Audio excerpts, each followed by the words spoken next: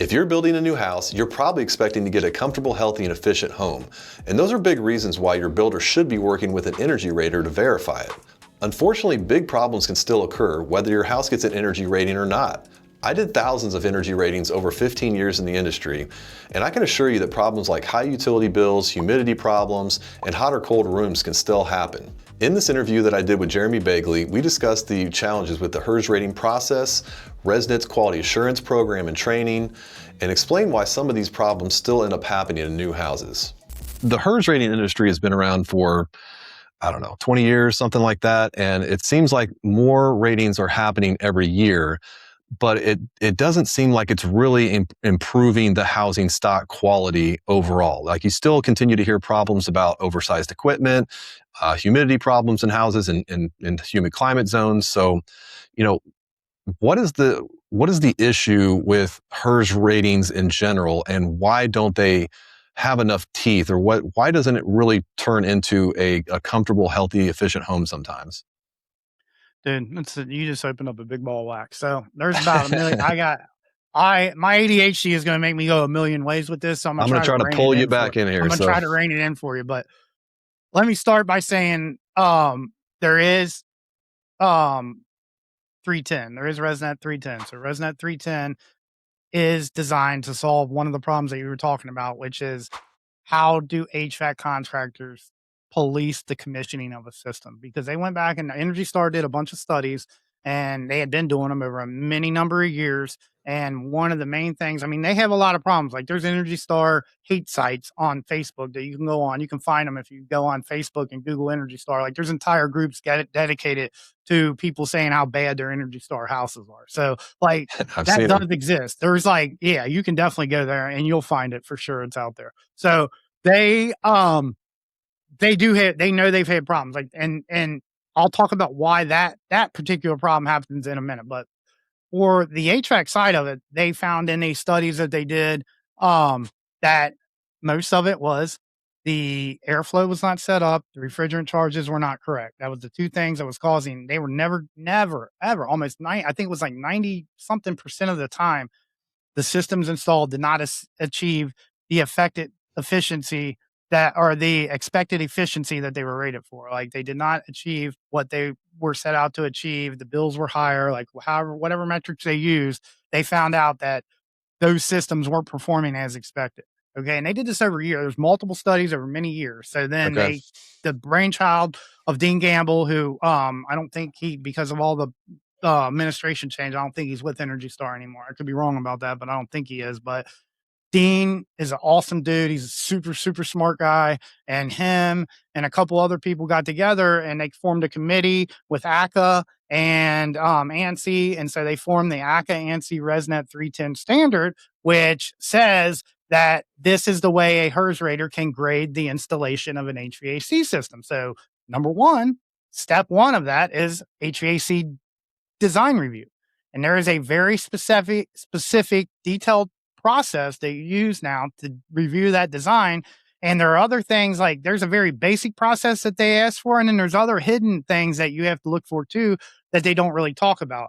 And this is kind of part of the problem with the whole RESNET thing. Like, they create this standard, it exists, and then they tell HERS raters, you need to get certified on this. The certification is just some webinar that they go watch, and then it's a freaking, and this is one of the things, dude, and I mean, RESNET might get mad at me for even saying this stuff, but I'm going to say it anyway because it was the most idiotic thing that people have ever done. Like, they literally said, okay, this is a fucking thing that none of you guys know how to do.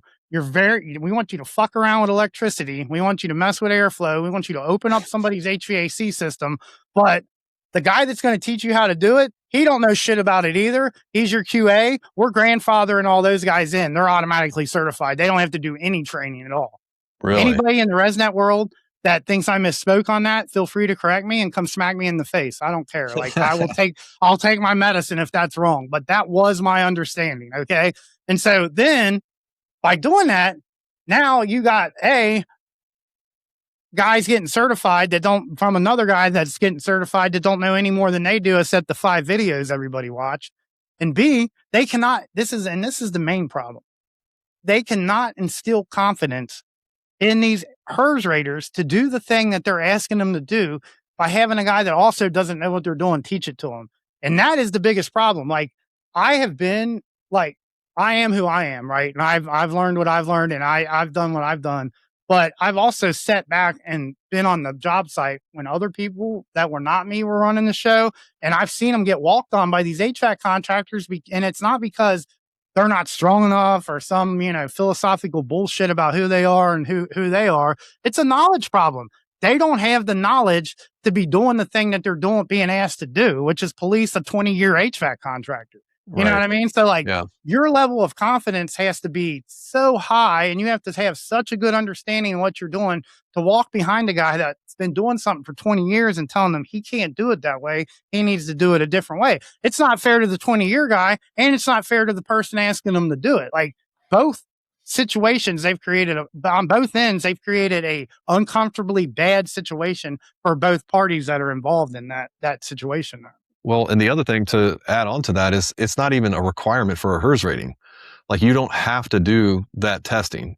You get additional points if you do the testing. So if you're going performance path and you're trying to get some number, whatever, below a certain threshold, you should do it, but it's not required to do it. So a lot it's the ease them in theory. So the theory behind that was, it's a carrot for right now. It's going to become a stick in the next few versions of Energy Star, but we never got there because Trump got in office. So like, there was a plan for that. It's not like it's not like they were saying this is the way it's going to be forever.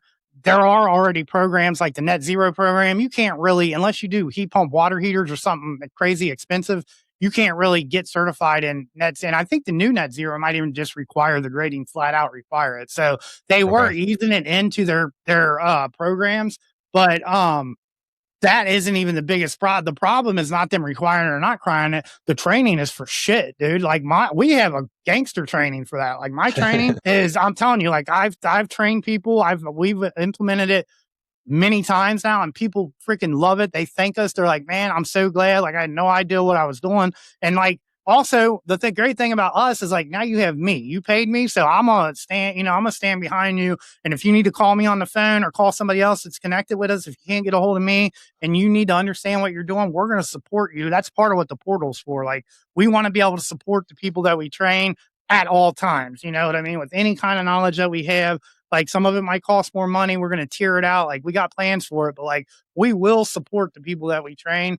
And we want you to be able to go out there and feel confident about what you're doing, which RESNET, they piss me off so bad because they don't give a shit if you feel confident or not. You do these 5 things and then boom, it's trial by fire. You're out to the wolves, and like, maybe some people learn like that, but some people also never learn like that. They never get out of the uncomfortable zone of just checking these few boxes and not being able, because one of the things as a HERS rater, you need to be able to be, whether they want to or not. Like, they want this to be, well, you're the verification guy. You're there to say whether they did it right or whether they did it wrong. You are not obligated to give them any kind of consulting advice whatsoever.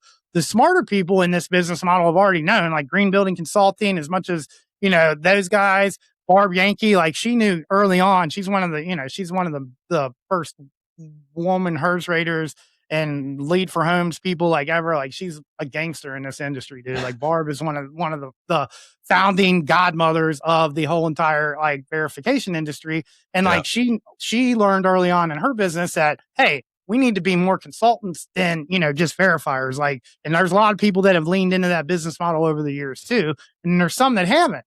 And then there's all this shit in the middle. And so RESNET's realized that they have a QA problem, right? Like, that is the thing you were asking about earlier. Like, why is it so fucked up out here? Why can somebody charge $100 for a blower door test, or better yet, $150 for an entire HERS rating? And really, how did you go out there 2 times, once at pre-drywall, once at the end of the final? How did you run a blower door test, a duct test ventilation for $150? How did you do that? The answer is they didn't. They wrote it down on a piece of paper and they turned it in and they said they did. And so, like, and that's like, there's people that have got caught doing that. There's people that haven't got caught doing that. But like, anybody that is a huge shop and runs a million raters all across the country, they're questionable. I'm telling you right now, like, there's questionable shit going on from the raters. I don't care who they are not controlling that when they don't have a thumb on it, you know. So like I don't, and so people are like, well, what's the solution? I don't know. Be honest, like hire honest people. Like I don't know the solution to that, but it is an epidemic. And it just sours up the whole entire like certification realm. Like the green building certification market in general is fucked because of that very thing. All these programs lean on HERS ratings, lean on Energy Star, and lean on the rating model. And then they go and then somebody's a shitbag. And even if you're not a shitbag and you're against a guy who's says, I can get those for $150 and you're going to lose, you know, a contract because like these multifamily contracts, bro, that's big money. Like you're talking $80,000 a contract. You know what I mean? For these contracts. And if you're a guy who shows that you can perform over and over again and get the paperwork in and get them certified, you're going to keep getting those contracts. Like your company is whoever you are. So, but what does performance mean? It just means that you got them to pass, or you filled out the paperwork, turned it in, and got past code, and you got your tax credit or whatever was available in the past, or the rebate for your local jurisdiction. So, I mean, the problem that none of it, dude. None of it's policed the way it needs to be. The HVAC systems are all oversized. One of the biggest things in multifamily world is these guys are scared to death of the engineers, or they pretend they are and use it as an excuse. And so like the builders all lean on that excuse. The developers lean on it. And then the raters lean on it. Like the rating companies is what I'm trying to say, lean on it as well. And they're all like, pass the buck. Oh, there's nothing we can do. The engineer said it. And then the engineer, here's how they size all these fucking multifamily. 1 bedroom, 1 ton, 2 bedrooms, 2 tons, 3 bedrooms, 3 tons. I have not literally, dude, I've been in them where it's fucking raining in them and nobody even lives in them when I'm verifying them. Like they